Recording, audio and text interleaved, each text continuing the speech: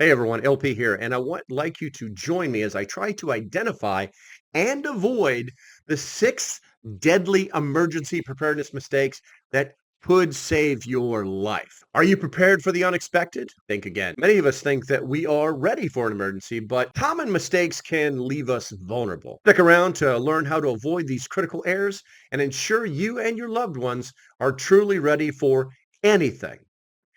Now let's get into it.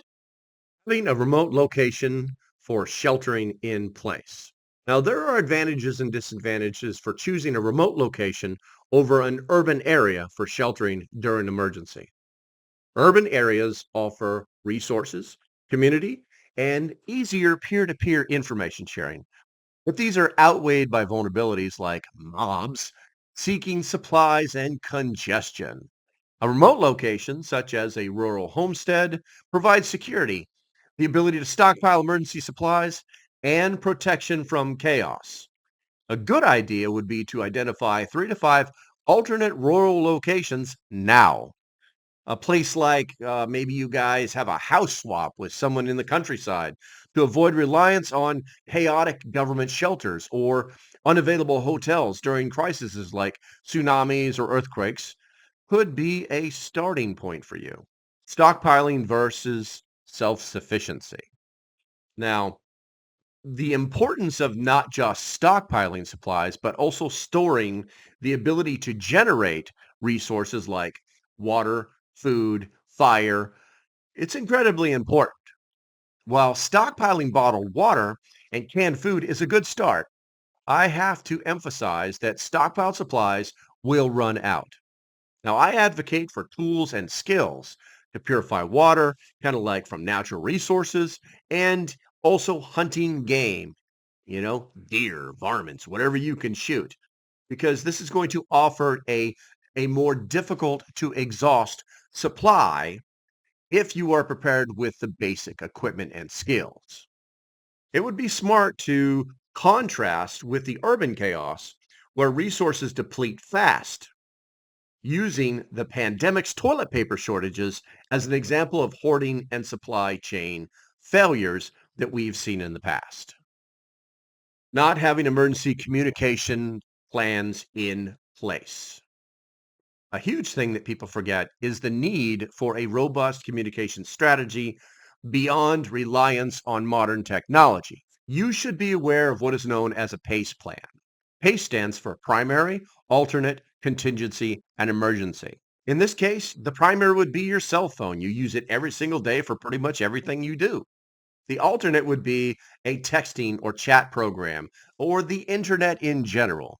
A contingency way of communicating could be something like a satellite communication device. And an emergency way would be like walkie-talkies or a ham radio. Now, what I recommend is GMRS radios for a range that's better than the basic FRS models.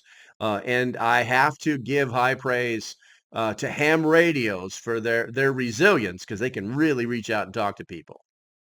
I do have to stress practicing with these backups now, pre-crisis, as cell signals can fail and neighbors with similar setups can form a protective network in advance, failing to overcome the lack of mobility. Many fail to identify strategies to maintain mobility when conventional routes are blocked or unsafe. I often have warned of congested roads, like during the Maui incident or during the Paradise fires, where people basically died in their cars. And I suggest high clearance four-wheel drive vehicles to bypass obstacles or maybe a cargo e-bike for versatility. E-bikes can shuttle supplies or function as pedal bikes if an EMP disables your electronics. You must remain proactive to avoid being trapped. And I also emphasize having dual purpose gear that can that you can use regularly, but be able to actually rely on it even more during emergencies.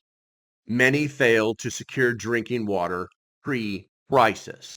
The critical need to generate potable water rather than depend on stored or municipal supplies is essential.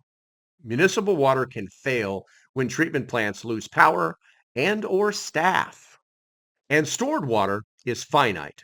I recommend several means of water production, like portable desalinators or maybe gravity-fed purifiers like a Berkey or a water machine. You can use pool water to fill these things up. You put pond water in them. You can find water heaters that have abandoned homes. Water heaters in abandoned homes normally have gallons of water that are left over. You must know the difference between water purification, which removes contaminants, and filtration. Because water is key to survival, you must learn chemical, thermal, and mechanical methods to ensure a constant clean supply of safe drinking water for your survival. Ignoring first aid and self-defense preparedness. There will always be a necessity for first aid supplies, medical knowledge, and self-defense to protect yourself and your resources.